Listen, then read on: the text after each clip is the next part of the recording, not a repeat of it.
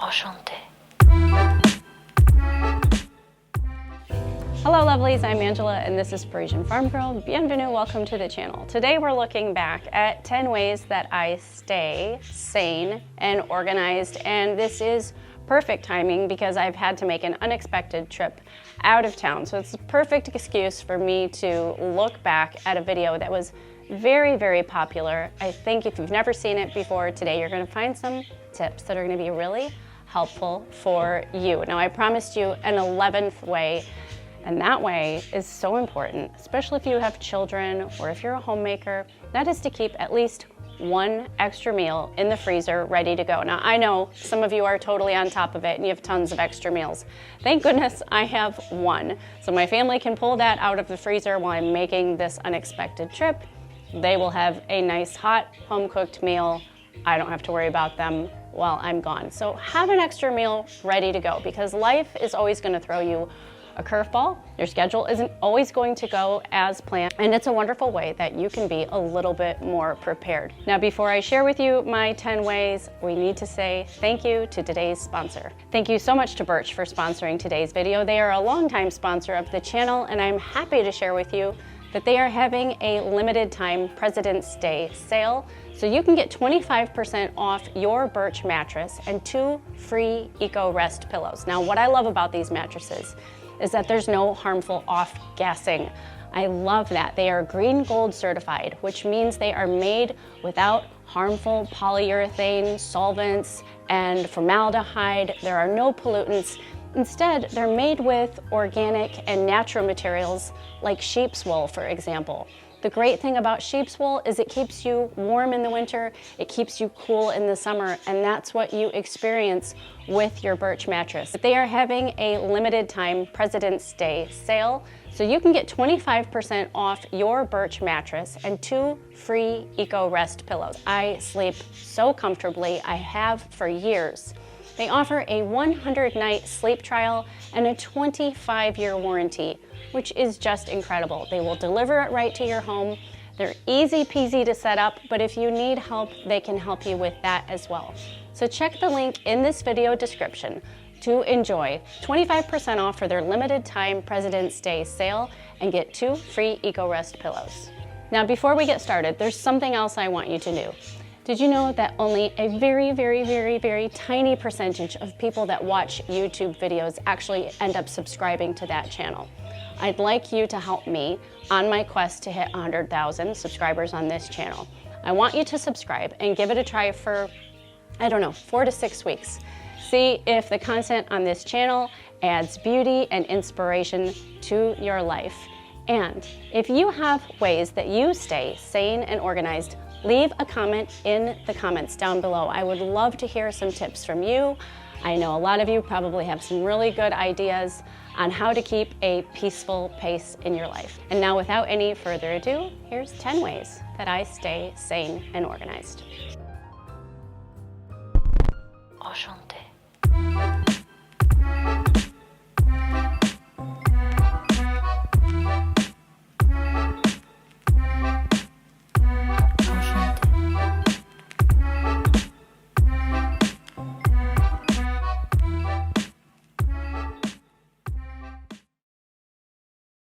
Hello lovelies, I'm Angela and this is Parisienne Farmgirl. Bienvenue and welcome to my channel. I was in my office this afternoon and looking over some things on social media, and there have been some requests to share with you how I stay organized and stay on top of it as an entrepreneur and a homeschool mom of 6 and a farmer. I don't know that I necessarily stay on top of it. I don't think anyone really has a secret sauce, but I thought it might be beneficial if I shared some of the particular, more intentional things that I do or don't do, and maybe you can benefit from them. Now, if you enjoy this topic, then you really should twice a week check out my podcast, because we look at homemaking and just upping the art of homemaking, and I think you'll really enjoy it if today's topic intrigues you. I know that I don't typically sit and talk to the camera, so I'm a little out of my element, but I hope that this content blesses you and helps you in your own routine. I carefully thought about this, and I would have to say, if I went 1 through 10, that the first thing I do that helps me stay organized and feel some touch of sanity and coordination to my day is I get up early. My sweet spot is about 5:01, 4:50 if I'm really on my game. I've just noticed that if I sleep any later than 6:30, it really starts this progression of chaos and stress in my day. My plate is very full and my mind is very clear in the morning. I can roll out of bed and be returning emails within the first couple minutes. The morning time is when I'm just on point as far as administration goes and taking care of my business, looking over things for the homeschool routine. So those couple hours in the morning before anyone gets up are very, very important to me. And I've just noticed that if I get in a habit of straying from a very early morning, things start to get off track really quick. The second way that I stay organized in my house is I meal plan. And this is something I will confess to you that I have done on and off for years. And lately I have just found myself committed to the idea and the action of meal planning simply because I've seen the benefits and I don't ever want to go back to that previous disorganization. The stress that I experience when my family asks me what's for dinner and I don't have plans is no fun. So if I put a little bit of intention and action on the front end, then for the rest of the month, things tend to run very smoothly. Now I do my grocery shopping once a month with a couple quick trips into town for filler items, but I have my menu plan set up for breakfast, lunch, and dinner for 30 days. And it's a variety of really easy meals, even just meat and cheese boards, super easy breakfasts of yogurt and granola, to more elaborate, enjoyable meals like pork chops with sage and apples. So there's all sorts of variety in there. And what I do is if it's a really busy day or things just don't go quite as planned, which totally happens as a stay-at-home mom, lots of people here, I will just swap out one meal for another. But the point is I have all the ingredients on hand and my little eaters know which food they can have access to in the fridge and which food they shouldn't raid when mom is not looking, because that is an ingredient for an upcoming meal. I post the menu in the kitchen and I post it in our walk-in cooler, because that way we're all on the same page. Everyone can have anticipation and excitement about the upcoming meals. And I've noticed it's just created a general peace over the kitchen routine. Now, another way that I stay organized is I do use a variety of apps on my phone. I only have apps on my phone that I absolutely find helpful to my daily routine. So I have health apps and other apps you've heard me talk about here on the channel. There are a few things in my homemaking that I am pretty particular about. There are other things that I'm very laid back about. One thing upon reflection that I think helps things stay organized and sane is how I approach laundry. I try to just do the laundry as it appears. I have a very strict rule that laundry only goes in 2 spots, and that is in the laundry room and in a designated location where you're going to fold it or where it needs to be laid flat before you fold it. Now that place is in our family bathroom. So in our house, there is never laundry on the kitchen table. There is never laundry on the couch. No way, that makes me crazy. I try to be very diligent and bring the laundry right up to the upstairs bathroom. A lot of times I'll try to lay it out flat with the dryer door open, and then I can just carry the laundry upstairs and the children can put it away. A lot of times we will just lay it flat in the bathroom according to people and who owns that laundry, and then everyone can just grab their stack and they are responsible for putting their own laundry away. And that word responsible leads me to the next way or idea, I guess, that I employ to stay sane. And that is, I'm a very firm believer in the universal law of responsibility before fun. I think there is a lot to be said for delayed gratification. I know that's not a very popular concept these days, but in my discipline of running my business and running my home, I very, very much strive to do the responsible thing before I do something fun. And I'm not talking about being a martyr. I'm just talking about something we say on the podcast. We call it choose your hard.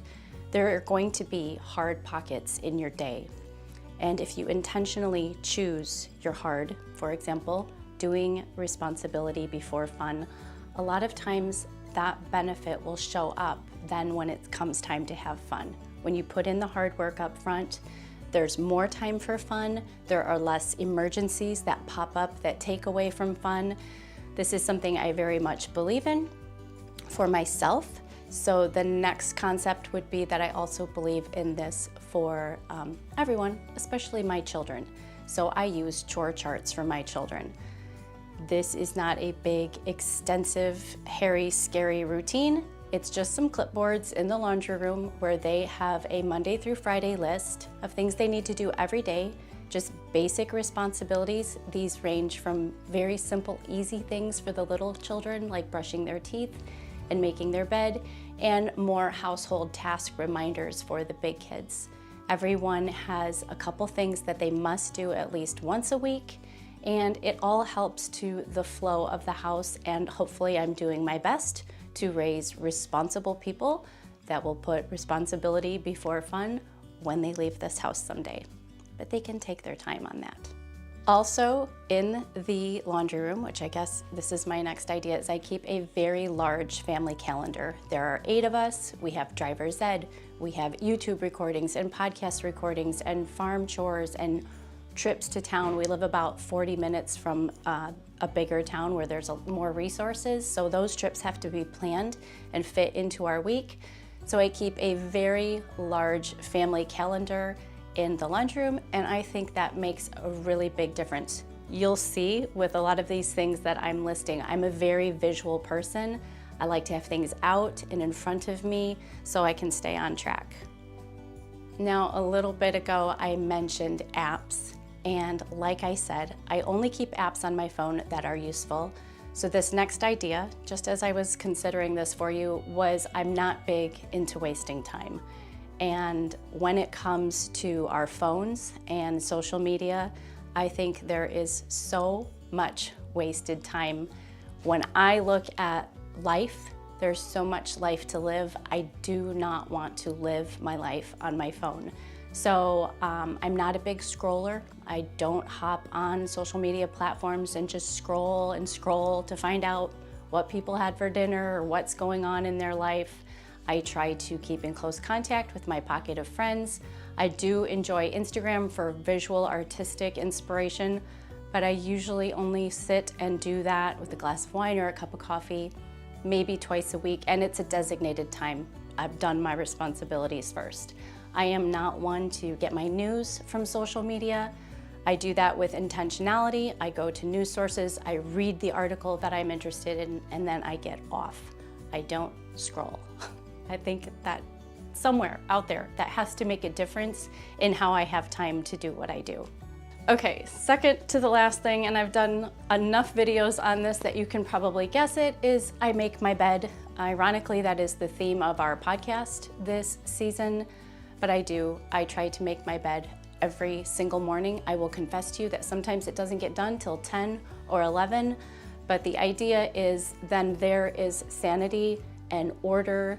You know, kitchen countertops take a beating all day long. There's always stuff coming and going. The table does. There's things that get set on the stairs because kids need to carry items upstairs. And so there's a lot of action everywhere else. When I walk into my bedroom a few times a day and I see it made and tidy, it gives me peace. It makes me feel just a little bit like I'm on top of things. So making my bed is definitely a habit that I employ for peace of mind and to set this tone of organization and just having it together. Because don't get me wrong, with farm animals and children, the days, they just go up and down. There's always drama, there's always something that's going on. We've always got technical problems with what we try to do with the YouTube channel.